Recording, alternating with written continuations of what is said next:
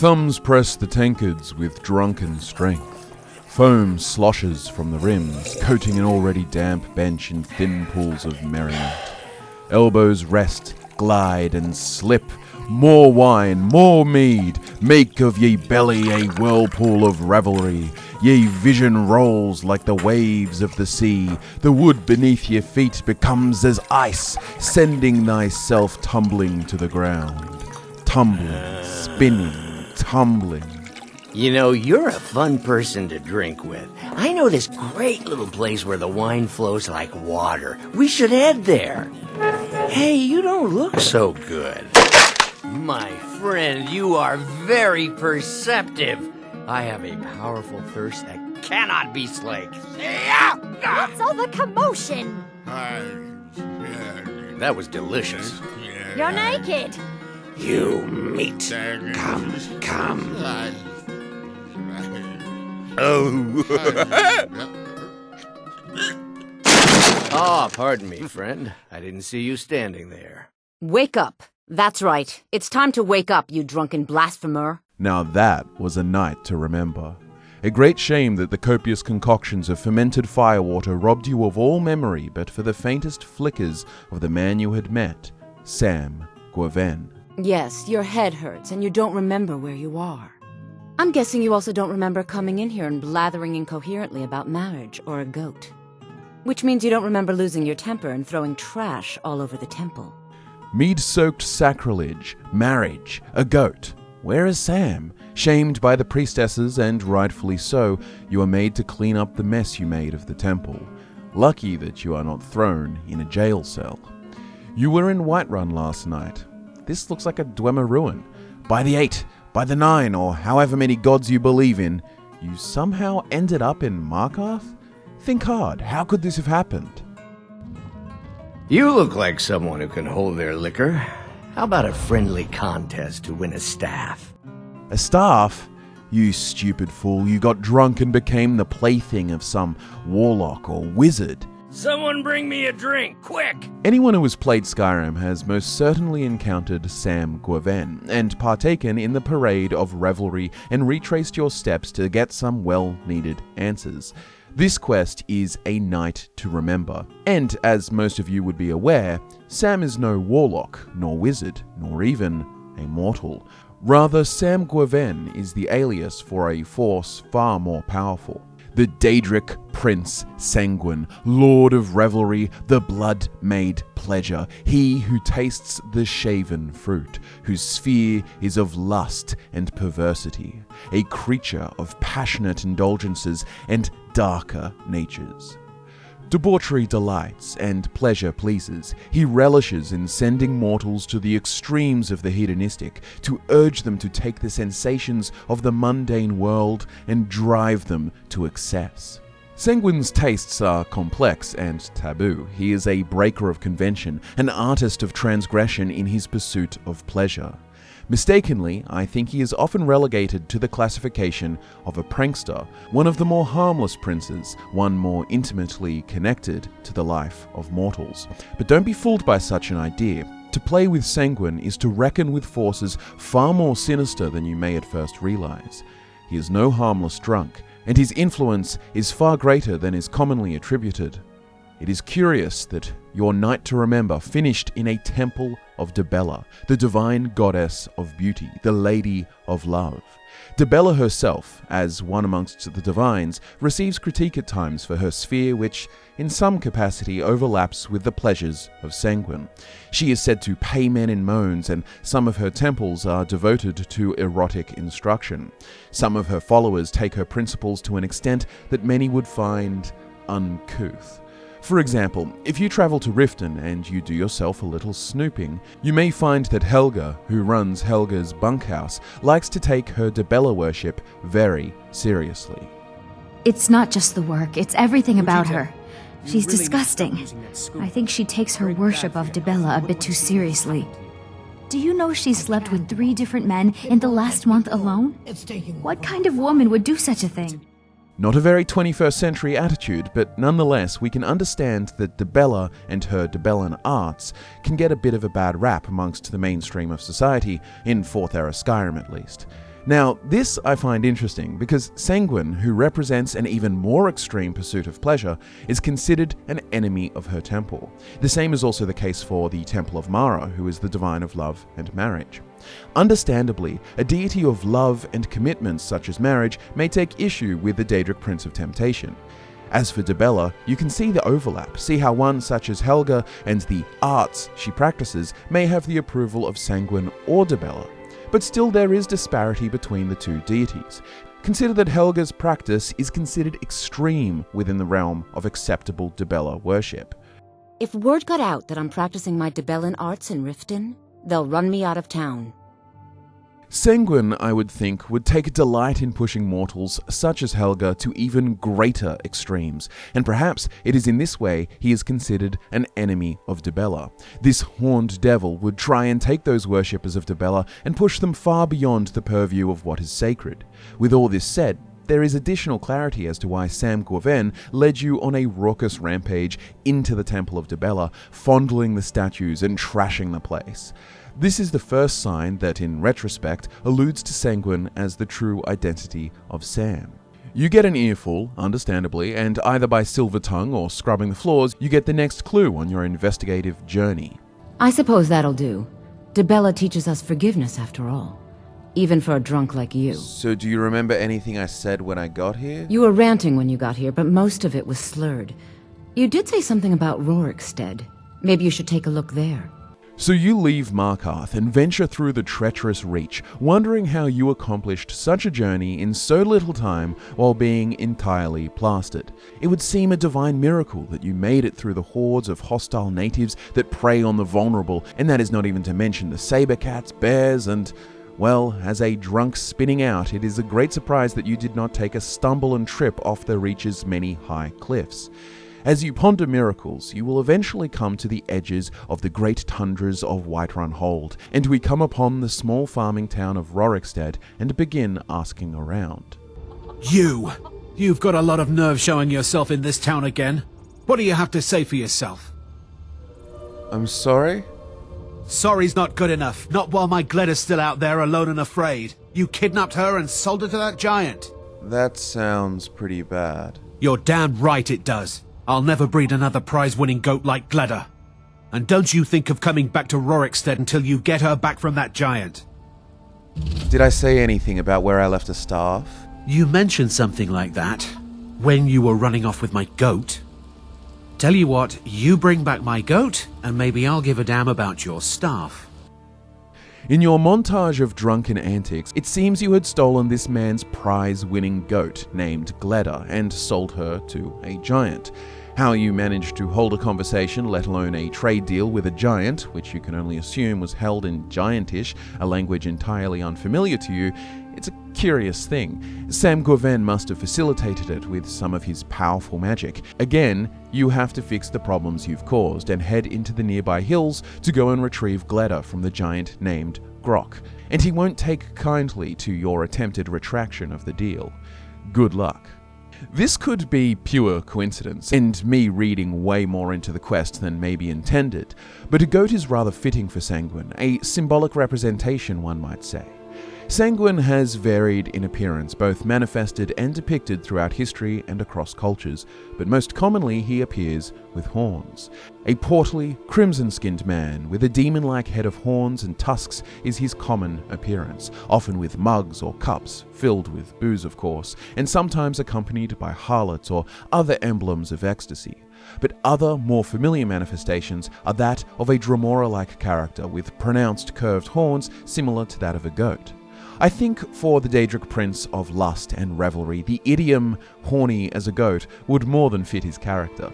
There is also a specific breed of goats referred to as Sanguine's black goats.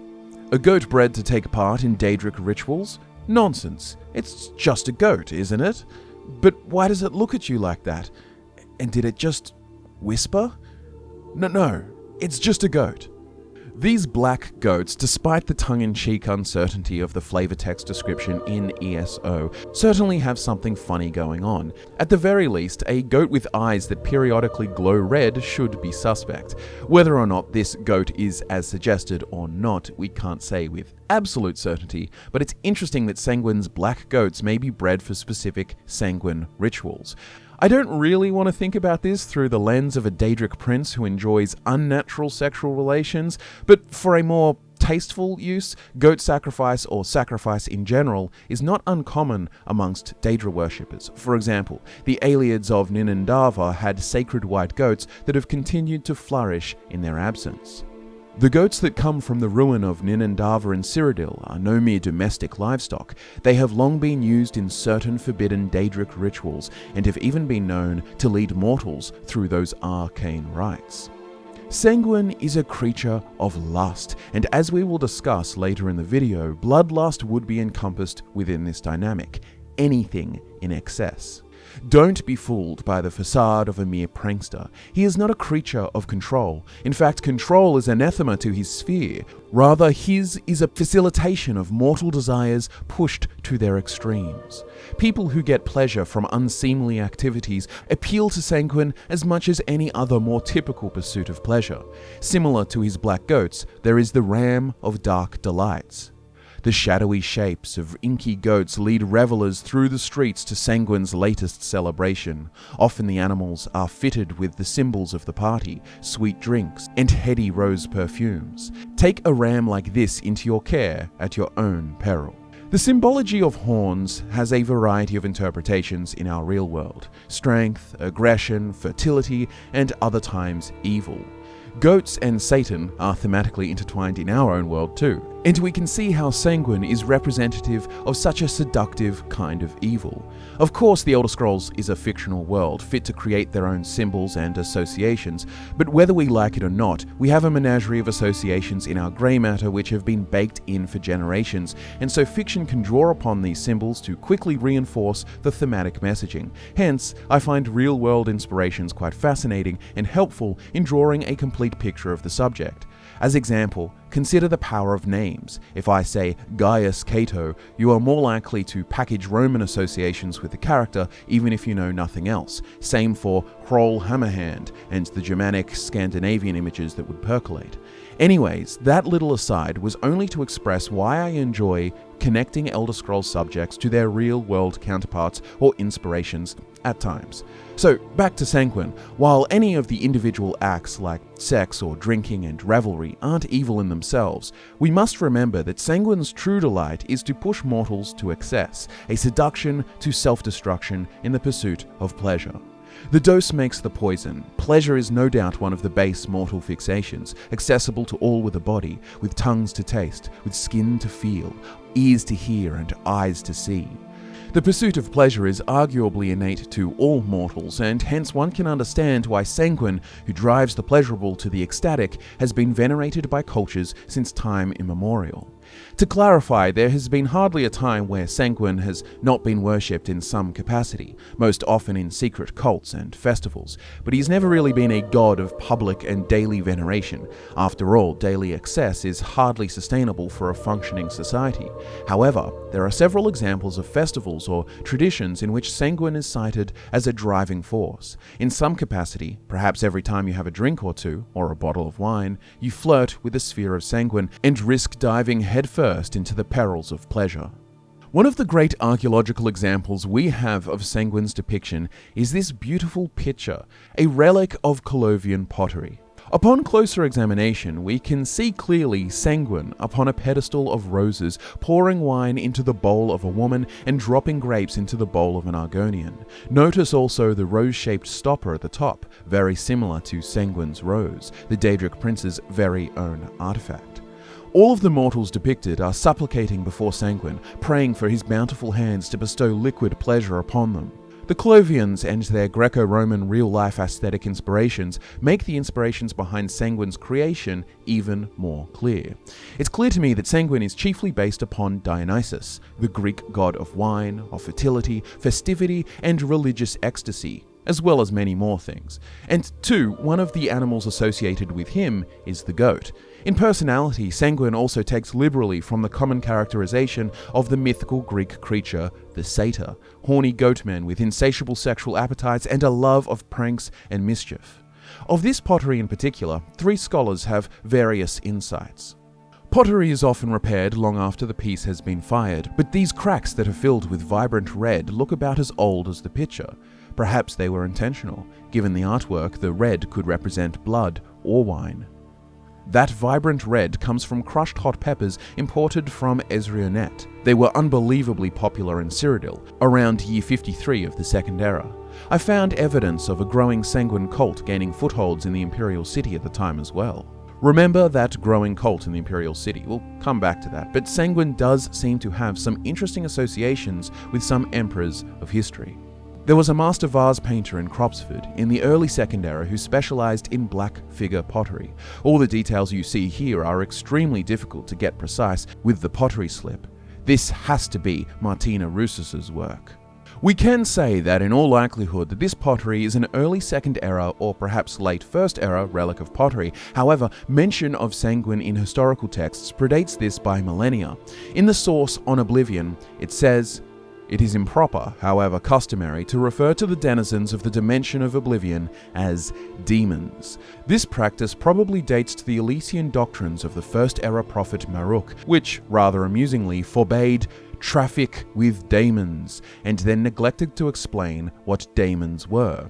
It is probable that daemon is a misspelling or etymological rendition of Daedra, the old elven word for those strange, powerful creatures of uncertain motivation who hail from the dimensions of Oblivion. Daedra is actually the plural form, the singular is Daedroth. In a later tract by King Hael the Pious of Skyrim, almost 1,000 years after the publication of the original doctrines, the evil machinations of his political enemies are compared to the wickedness of the demons of Oblivion. Their depravity equals that of Sanguine itself. They are cruel as Boethia, calculating as Molag Bal, and mad as Sheogorath. Hael the Pious thus long-windedly introduced 4 of the Daedra lords to written record. The dating for this King Hael the Pious of Skyrim must have been around year 1361 of the First Era. This text then implies that knowledge of Sanguine as an entity has been around since at least that time, and in all likelihood some time before. I find it very interesting that this piece is of Colovian make, that is the western half of Cyrodiil. The first pocket guide to the Empire describes the Clovians like this. The Clovians today still possess much of the frontier spirit of their ancestors. They are uncomplicated, self-sufficient, hearty, and extremely loyal to one another. The Clovian nobility, all officers of the Imperial Legions or its West Navy, do not allow themselves the great expenditure of courtly life as is seen in the capital city. They prefer immaculate uniforms and stark standards hanging from the ceiling of their austere cliff fortresses. You get the idea. Clovian society is typically more conservative and rigid. They are an industrious lot. Throughout the West Weald, the area surrounding Skingrad, there are a great many vineyards famed for some of the greatest wine in all of Tamriel. Perhaps with the pressure of such a rigid society, wine has served as a nightly release, a pleasure more easily accessible when compared to other hedonistic pursuits, and perhaps this is part of the reason that Sanguine has come to be so strongly associated with wine, as depicted on this pottery and his now broader associations. This idea will relate to something we will talk about later, so keep this concept floating around in your noggin. Anyways, we were on a journey of recollection, weren't we? Ah, yes, I think you need to go and get that goat. You can brave the battle with the lumbering Grok, or alternatively, if you are blessed with the honeyed words that roll off a silver tongue, then you can convince this NS fellow to spill all he knows about your raucous rampage of the night before without the burden of repayment. Gleda! And not a scratch on her! Happy day! I still can't figure out why you stole her. You left a note explaining it, but half of it was gibberish and the rest had mead spilled on it. Only bit I could make out was repaying Ysolda in Whiterun, and even that's mostly scribbles. Guess you could try there. You said a whole lot of nonsense about selling Gleda to hire a priestess for some big event. There was a bit of talk about some staff you had in safekeeping. Never said where, but you sure didn't have it with you. You cross the golden grasses of the Whiterun Valley, and eventually the magnificent Dragon's Reach appears on the horizon. Quite frankly, there was no way you crossed such a distance on foot last night. Magic and portals were surely involved. You enter the ancient hill city and wind your way through its streets until you track down Ysolda. So, you're finally back. Look, I've been patient, but you still owe me. Oh, what's wrong? Did the engagement fall through? Look, how about we call it even, as long as you bring back the wedding ring? It's not about the money, really. I wouldn't have given you the wedding ring on credit if you weren't so obviously in love. But if there isn't going to be a wedding, the least you can do is give the ring back. That was one of my best pieces. Do you know what I did with it? You went right out to give it to your fiancé. Don't you even remember where you left her? And after you told me that sweet story of how you met in Witchmist Grove, I can see why she left you. You would be glad to know that the wedding ring is Ysolda's and not of Sanguine's make. Sanguine's relic, the Death Dealer's Fete, is a special signet ring of his, enchanted or rather cursed with some interesting properties that might not appeal to all. The ring often whispers in the dead of night, laughter, clinking glassware, and anguished screams. It is a First Era ring, an enchanted artifact inspiring reckless indulgence, emanating an aura of lavishness and temptation. It possesses minuscule barbs for discomfort, and it unexpectedly tightens to prevent exhaustion when partying, fighting, or other rigorous physical activities that are bound to be a part of pleasure festivals of excess. Very sanguine. But no, we aren't looking for such a ring. Instead, the antics of the night before nearly resulted in a hasty marriage. You can't even remember who you were supposed to be marrying. Such a rash commitment made in the heights of ecstasy could take one's fate careening into the depths of misery. Many a great man or woman has been ruined by the temptations of Sanguine, especially those that have already had some measure of success. The great warrior who indulged too much in wine was felled in a bar fight with a pauper, or a respected priest excommunicated for his nights of scandal and lust, upon the very altars of the chapel no less. However, at the same time, there are some great individuals who can handle every level of Sanguine and his debauchery. I love Reman, the legendary emperor who founded the Second Empire of Cyrodiil, a man of mythic beginnings and complex character.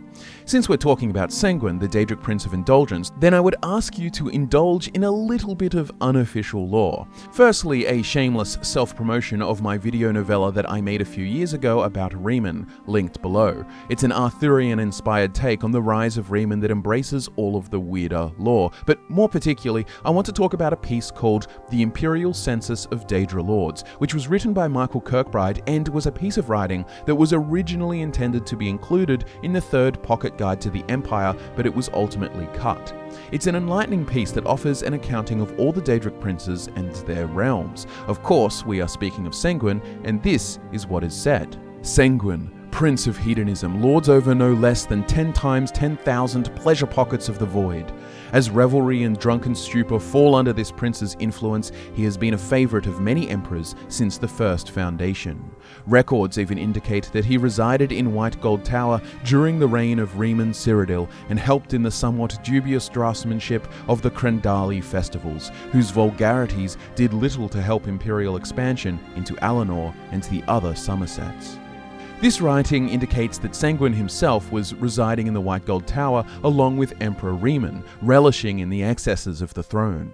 These Crendali festivals are left undefined, except that they were some varieties of vulgar, and considering that Sanguine helped create them, we can only assume it included the debaucherous arts pushed to their extremes: orgies, binge drinking, mind-bending substances, and perhaps far worse, as is said in the Elder Scrolls II Daggerfall about Sanguine, the Daedra Prince of perversity and unnatural sexual relations, of course.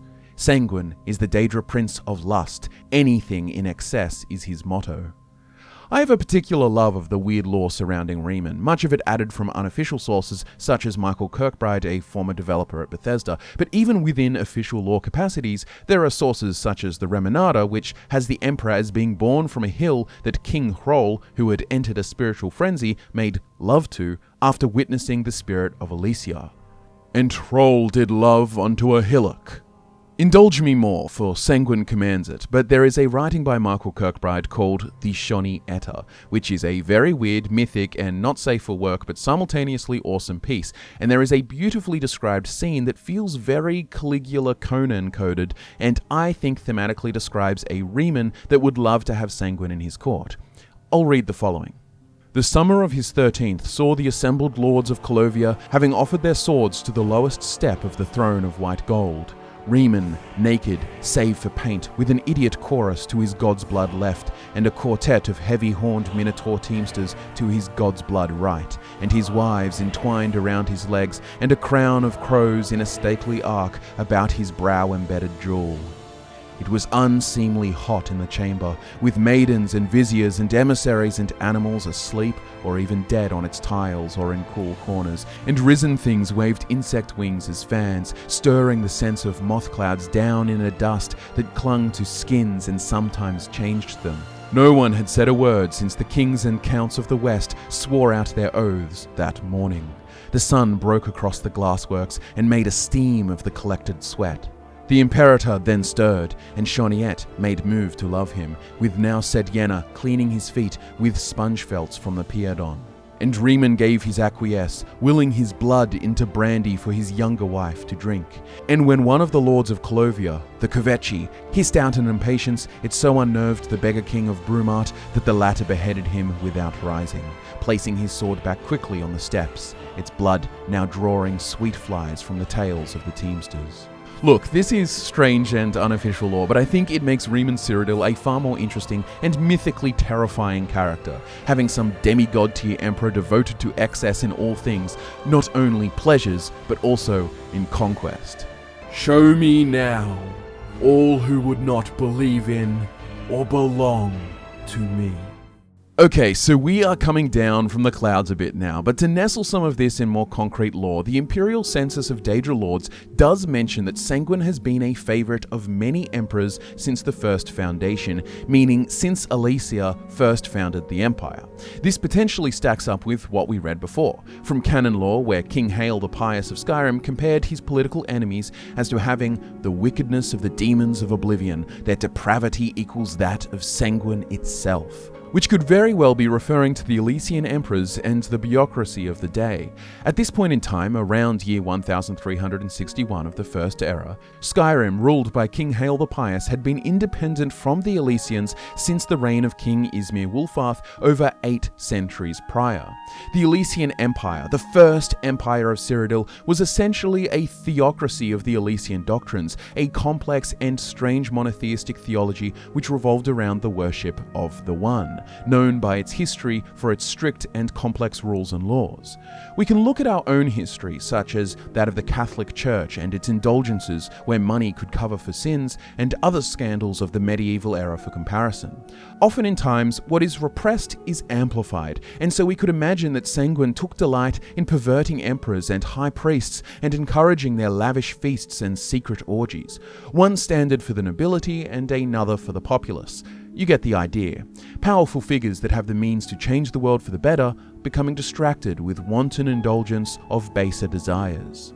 We do have another more official record of an emperor, though not an emperor at the time, who had interactions with Sanguine. In the Elder Scrolls IV Oblivion, the main quest revolves around finding the hidden heir to the Empire, Martin Septim. He was a bastard child of Emperor Uriel Septim VII, hidden away by the Blades, given to a farmer, and as he recounts, he had an interesting past before he became a priest of Akatosh. Martin is very familiar with the Daedra and their artifacts, and as we can piece together from dialogue, it seemed he was once a part of a cult devoted to Sanguine. We threw ourselves into the riddles of Daedric magic. We hungered for forbidden secrets. Knowledge and power were our gods. You can guess the rest. We got in over our heads. People died. My friends died. I've put those days behind me. But the bitter wisdom that one has been a fool is not without value. I put aside the dark arts when I became a priest, but the workings of fate may be seen in this too. The gods can turn anything to good, or so I piously told those who came to see me for advice. Perhaps I may yet come to believe it myself. For one of the main quests, you have to retrieve a Daedric artifact to sacrifice in the creation of a portal to Gaia Alata, and if you choose to retrieve Sanguine Rose, Martin Septim has this to say. I never thought to see this again. I once possessed it, briefly. A lifetime ago, it seems now. To obtain it and then give it up. I honor your dedication to our cause. As Martin tells, he once possessed Sanguine Rose, which combined with other information he gives, implies that he was once part of a Sanguine cult in his youth. I wonder if maybe it is the dragon blood itself that burns hot with a desire for greatness that makes emperors so susceptible to Sanguine. Perhaps it comes with a hunger for the maximum of all experience, even pleasure taken to excess. Anyways, speculation aside, we know for certain that Sanguine and his sphere of influence are more than capable of ruining many a great man or woman, whether that be a once good husband lured away by the pursuit of harlots, or a great king who wastes the coffers of his kingdom in the pursuit of lavish furnishings and parties. Where were we again? Yes, you are headed to Witchmist Grove to find this ring for Ysolda. How could you forget? It was the sweetest story I'd ever heard. You met at the full moon, under the biggest tree in Witchmist Grove, surrounded by fireflies. It was straight out of a storybook. Darling, I've been waiting for you to return, to consummate our love. Actually, I was hoping to get the ring back. What? You want it for that hussy Esmeralda with the dark feathers, don't you? I won't let her have you.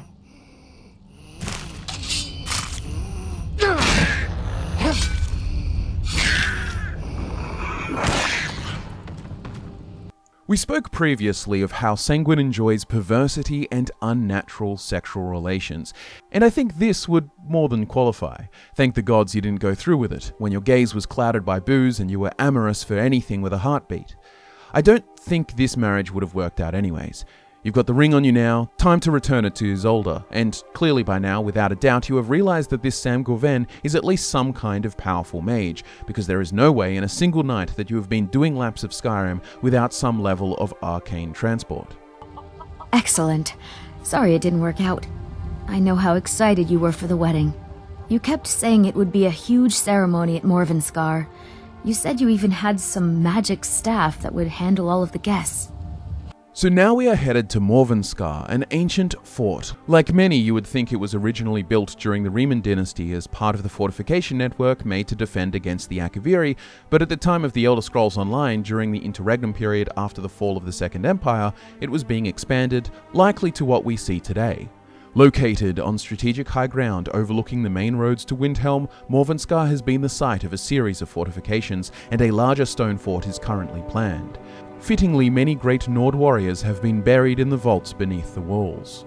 No doubt it was of use to the Septim Empire and the many conflicts of its dynasty, positioned strategically with views of Windhelm and surrounding Eastmarch and its roads.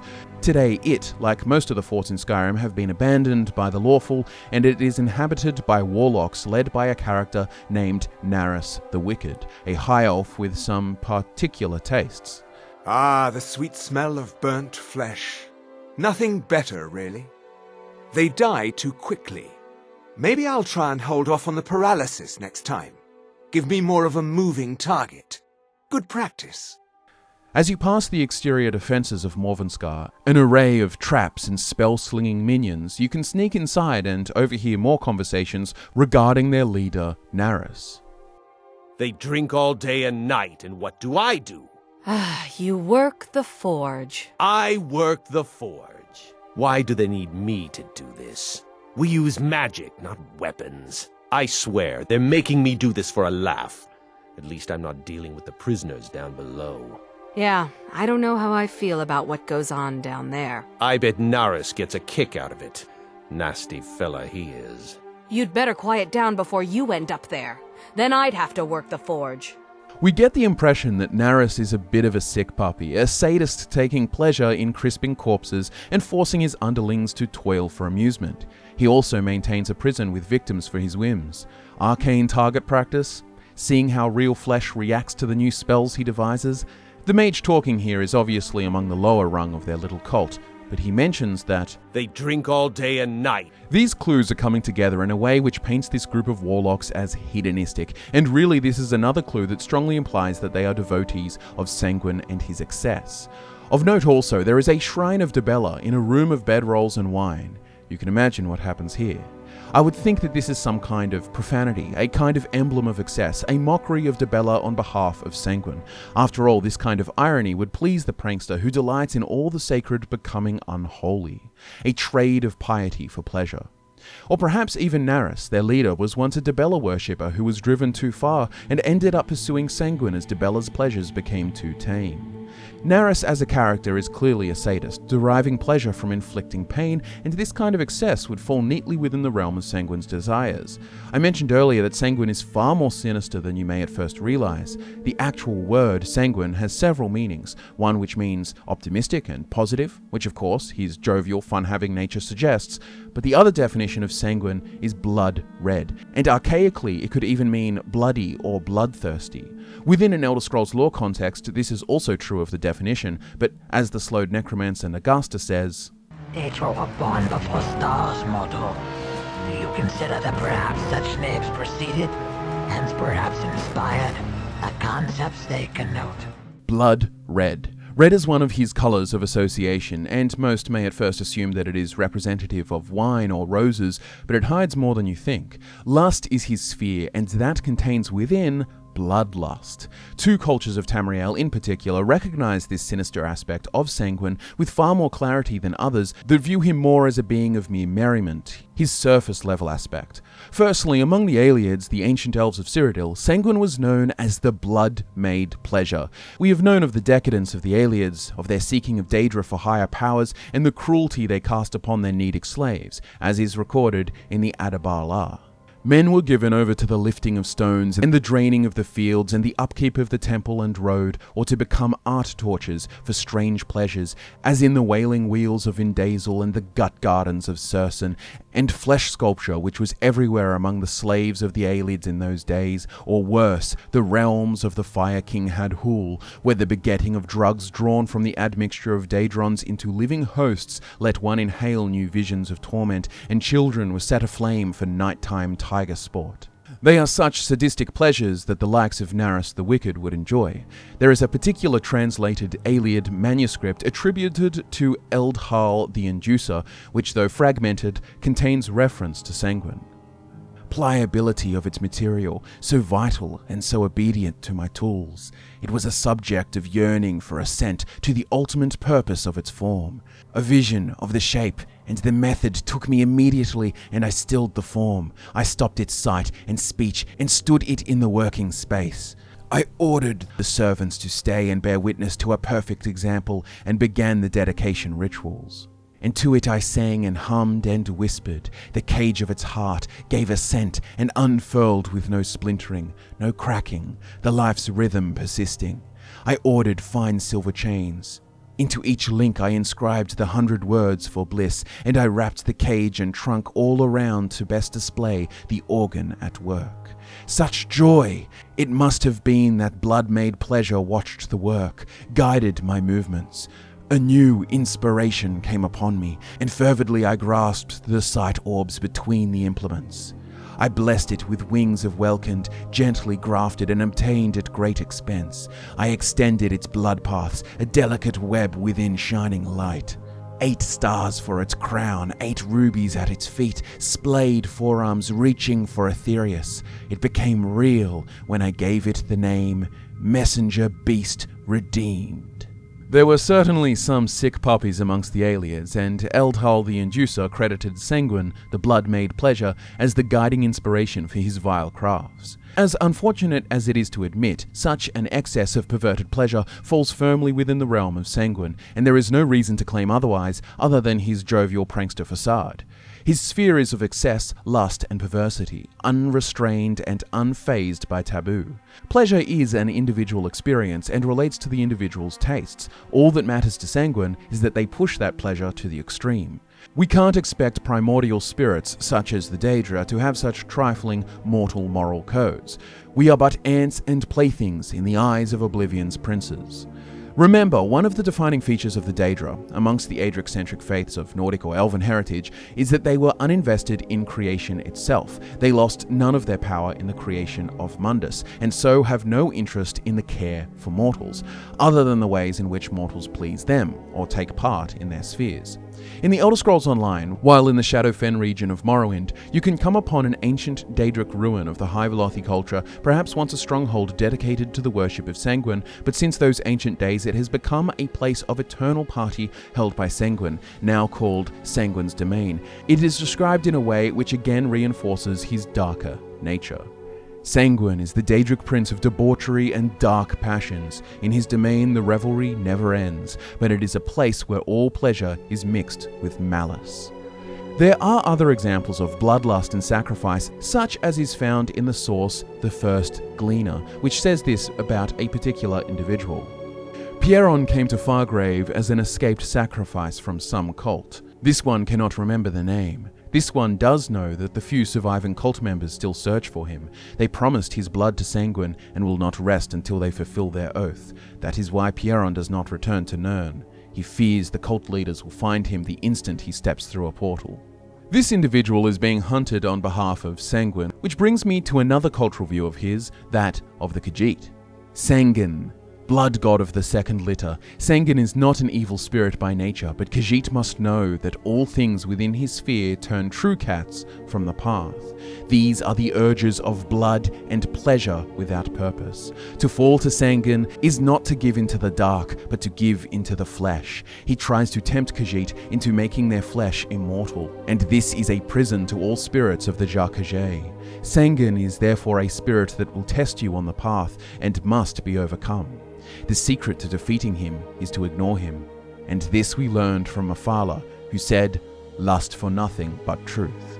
Among the Khajiit, Sanguine, as he is called, is directly called the Blood God. Interestingly, in the Varieties of Faith book, Sanguine is described as the god of death and secret murder. Sanguine's worship is hidden from cat's eye, for who can control the urges of blood?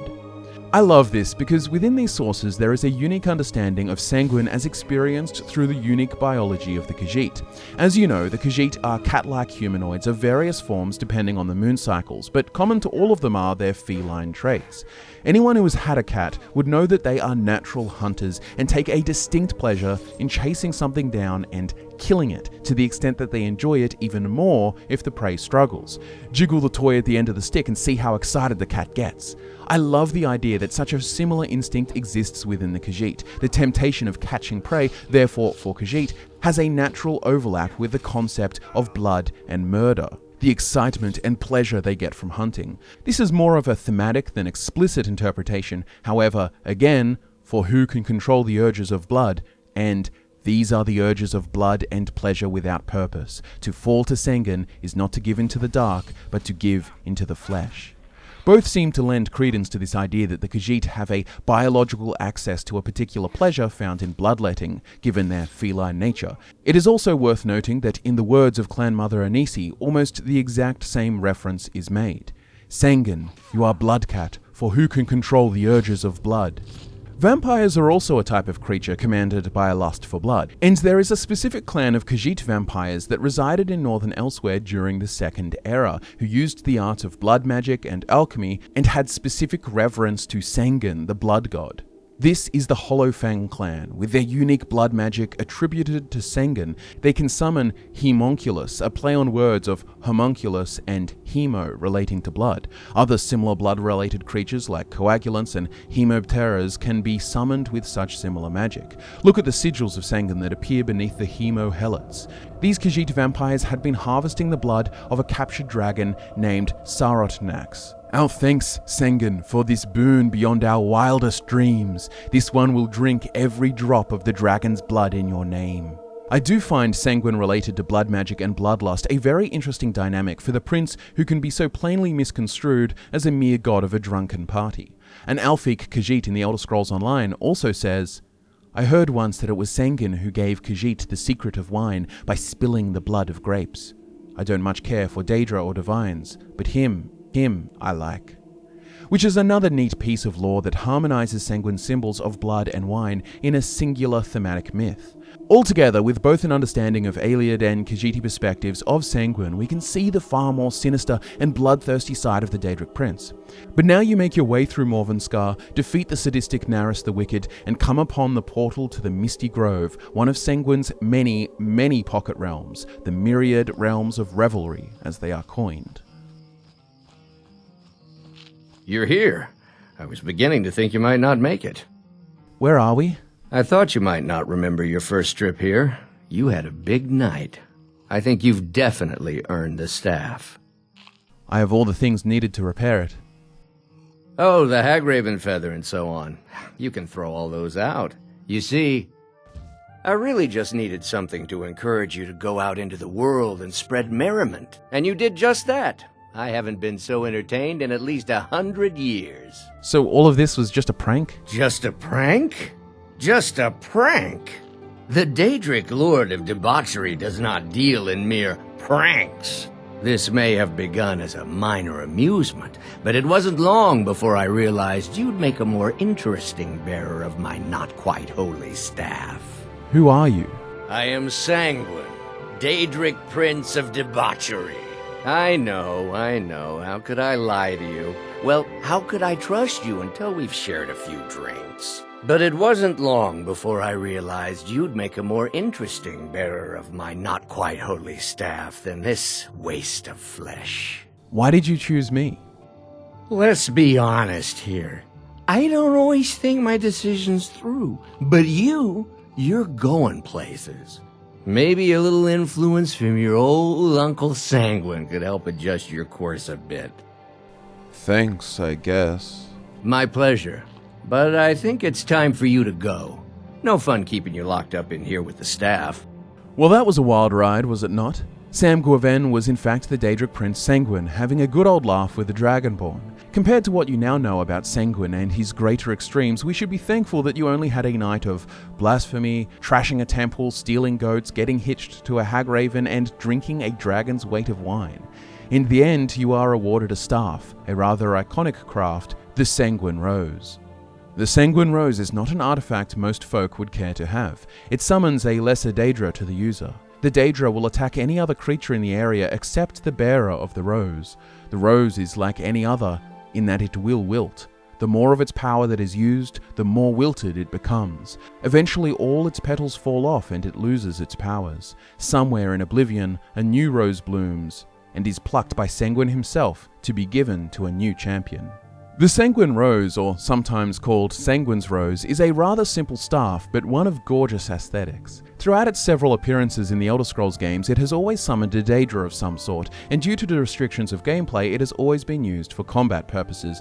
But we must imagine that the Daedra summoned to the command of the Rose's wielder could be used for any task the user desires. A butler, a bodyguard, someone to carry your burdens, other perverse activities. We can also imagine that in a lore sense, the Sanguine Rose could summon Daedra of several varieties, as was the case in Oblivion and Daggerfall, including creatures that may fall within the category of perverse relations, the likes of winged twilights or ogrims for those with more extreme tastes. I also really like that it is described as an actual flower that will wilt and lose its petals as it is used, almost symbolically representative of destruction through the pursuit of pleasure, as a skooma addict may wilt the more they embrace that liquid moon sugar, or an alcoholic may decline as they search for pleasure in the depths of yet another bottle. Of course, in gameplay terms alone, this does not appear to be the case, and its effects have varied between its appearance in Daggerfall, Oblivion, and Skyrim, with its most recent incarnation providing the most restrained version of its effects, allowing you to only summon a Dremora for 60 seconds. But I feel as if this has more to do with the fact that, unlike in Oblivion before it, the list of summonable Daedra was drastically reduced, with most summons just being Atronachs or Dremora. Either way, as I have mentioned in previous videos, there is always going to be a disparity between the limits of gameplay and the underlying lore interpretation of the world. The method for acquiring Sanguine's Rose, well, as we just discovered in Skyrim, came about through a drunken journey and retracing of the night before. In the Elder Scrolls IV Oblivion, we get Sanguine's Rose through a quest obtained at his shrine in the West Weald, fittingly the home of Cyrodiil's best wine. Also, to get the Daedric Prince's attention, you must leave an offering of Cyrodiilic brandy, which makes me think of the prose from the Shonni-etta, where Reman willed his blood into brandy for his wife to drink. Another mortal, come to beg Sanguine to add a bit of spice to an otherwise drab existence. I would have you perform a service for me. The Castle Leowyn is a dull, dreary place. The mistress is an especially somber soul, and tomorrow she will hold another excruciating dinner party. I want you to liven it up. Use this spell on the Countess and her guests. I think it will make the party much more interesting. You should probably try to be inconspicuous, or they might kill you. Oh, and the party is by invitation only. You'll have to find a way in. Have fun. I remember playing this quest as an 11-year-old, and it felt oh so scandalous. But in reality, it's just a bunch of people running around in their knickers. A rousing success, mortal. And it appears you joined in the festivities as well. Good for you. You need to lighten up a bit. You'll find your equipment in that chest over there. And here's a little something for your efforts. Maybe we'll celebrate again sometime. Sanguine here presents as a prankster, interested in only stirring a little scandal and fun, but in the Elder Scrolls II Daggerfall, we see an example of his more sinister side. Power is such a lovely word, isn't it? It drips from the tongue like honey. If power is your aphrodisiac, I would be ecstatic to present you with the Sanguine Rose. All you have to do for me in return is punish a perfectly awful priest who dared to challenge me. Sounds good to you? The quest is rather simple. Hunt down and kill the sanctimonious priest who had killed several of Sanguine's worshippers. Sanguine is not without vengeance, and naturally, like most mortals and gods, he does not like being slighted. It makes me wonder how this priest even identified Sanguine's worshippers, aside from the revelry and orgies. I mean, I'm sure such activities happen throughout Tamriel without direct reverence of Sanguine, but on the other hand, perhaps Sanguine always likes to appear at such parties in some other guise like Sam Guevenne or Samuel Garone to stoke the fire in mortals and push them further. Arguably, this indirect method of coaxing and seduction would prove far more effective for his goals, rather than appearing as a fat-horned devil telling everyone to get drunk and have sex with each other. But of course, there are those cults and devotees of his that adorn themselves in the symbols and motifs of their chosen master. The obvious identifiers would be drinking, singing, dancing, fornicating, but there are some physical signifiers. Sanguine's rose-red lip tint worn by those who have such a dedication to the pursuit of passion. Among his Mazkin, the Dark Seducers, Seducer Trilvath says that one can fixate on passions so much that your very eyes become the eyes of Sanguine. Revel in the moment as you've never done. Fix the passionate excess in your mind, then let it go to fully enjoy the next moment, and the next. Some say that with practice, you can see the debauchery of Sanguine gleaming from your eyes. While I suppose Sanguine's relentless pursuit of pleasure is not plausible at all times of daily life, it most often manifests in particular festivals or carnivals. Imagine some true eyes wide shut type of affair where members of such sanguinary feasts wear elaborate masks to conceal their identities so that the debauchery they engage in cannot affect their public lives. There is evidence that spring, the season of the roses of first bloom, is significant to Sanguine's worshippers. After all, the rose is one of his most cherished symbols, and spring itself is associated with the fecund. As the first roses of the season bloom, Sanguine's followers gather in candlelit gardens to caress each other's faces with ink, tracing a rose-shaped path of pain and pleasure along both brows and cheeks. The Lord of Revelry's faithful often decorate each other with sacred, floral-based inks. The result? Beautifully rendered roses that bristle with thorns. This alluring design serves as a reminder of Sanguine's great gifts, both bliss and agony. The aforementioned Ram of Dark Delight is another feature of his celebrations. One can imagine scantily clad men and women parading down a carnival street with lanterns and baskets of roses and caskets of wine, hands aloft and swirling in clouds of perfume and ecstasy. We spoke earlier of how some of the most rigid and demanding societies of history can cause some of the most distorted repressions, growing stronger until they can no longer be repressed. Well, there do exist anthropological concepts that would posit things like carnivals, festivals, and holidays where more debaucherous and unconventional or even taboo activities are allowed and encouraged at times for the duration of such events in order to act as a sort of pressure release valve in such societies. It removes the stress of having to adhere to societal norms and restrain impulses. It's society's way of controlling the deleterious effects of debauchery and containing it to a single event, week, or festival, then expecting people of the society to return to normal for the rest of the year.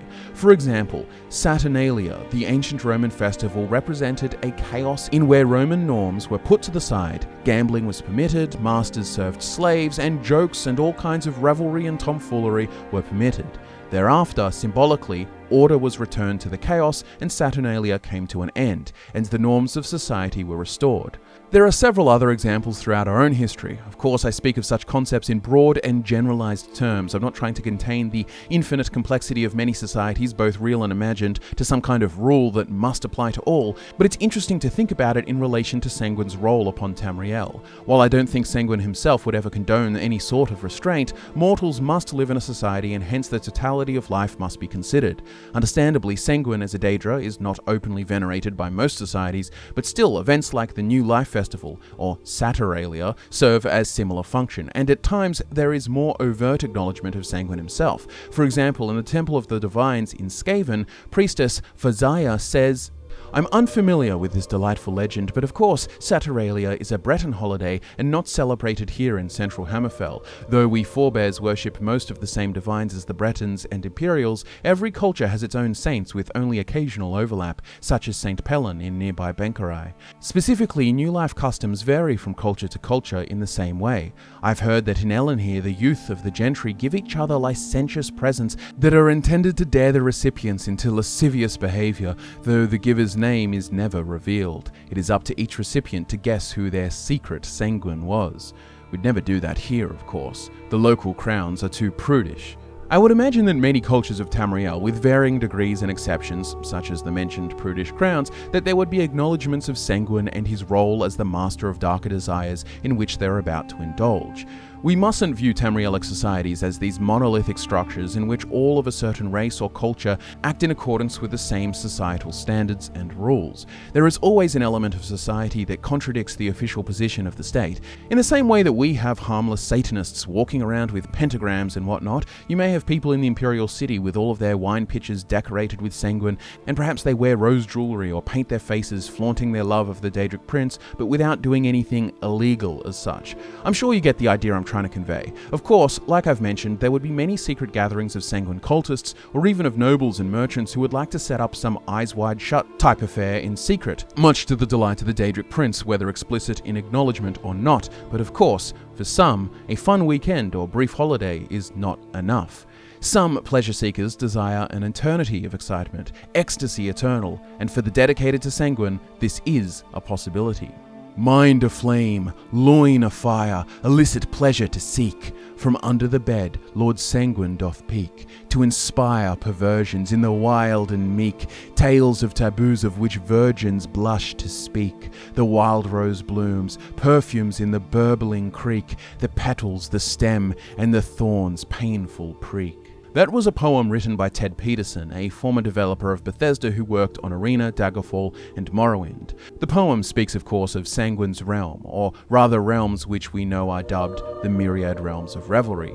Earlier, you visited one of them at the end of your Night to Remember, the Misty Grove, a rather quaint little realm for merriment and drinking, but not all share such light dispositions. The catch-all term Pocket Realm may apply to any minor plane of Oblivion, whether linked to the major plane of a Daedric prince or not, that is, whether incorporated semi-autonomous or autonomous. The princes themselves are almost by definition quite distinct and different from each other, each with his or her own ideas of hierarchy and allegiance. so their methods of managing their realms, sub-realms, and pocket realms vary wildly. A major Oblivion plane is an expression of its prince's very nature, so to say that each craves absolute control of his or her sphere is inexact, as a desire for absolute control is not central to every prince's nature. To use the example you chose yourself, Sanguine's myriad realms of revelry is a congeries of pocket and sub-realms within which Sanguine grants his guests considerable latitude for personal customization, as each mini-realm can be refashioned to meet the needs and desires of its visitants. It is in Sanguine's nature to indulge the nature of others, particularly their darker desires, so to Sanguine, absolute control is anathema. These realms of revelry are said to number 100,000 tiny sub-realms of Oblivion, pleasure pockets refashioned to meet the needs and desires of its visitors. He exerts little control over these places. Instead, he takes joy in watching the new realities unfold at the behest of his guests, coaxing, guiding them to reveal the depths of their depravity. I would think for the less complex pleasures, you would have realms of parties, skinny-dipping rivers, perfumed brothels and such. But, on the other hand, I shudder to think at what individuals like Naris the Wicked or some Ayleid lord might make of one of these pocket realms. I'll leave that to your imagination. Sanguine, for the most part, would be considered relatively harmless, and as per the sensibilities of in-game experiences that Bethesda offers, I would imagine that his Daedric Prince quest in The Elder Scrolls VI would be some variation of a drunken knight or prankster-like pursuit. But I do love that within the depths of the lore, amongst various cultures, we find the deeper, darker aspects of this pleasure prince. Everyone loves the Daedric princes, and I think that the more Bethesda explores the dynamism of their spheres, the cooler it is, whether that be the depths of the vanity of Azura or the renewing aspects of Periite's diseases. To the Elder Scrolls Online's credit, there has been some really cool additions to the lore that assists us to explore the complexities of each of the Daedra. I'm sure I'll be returning with more such explorations.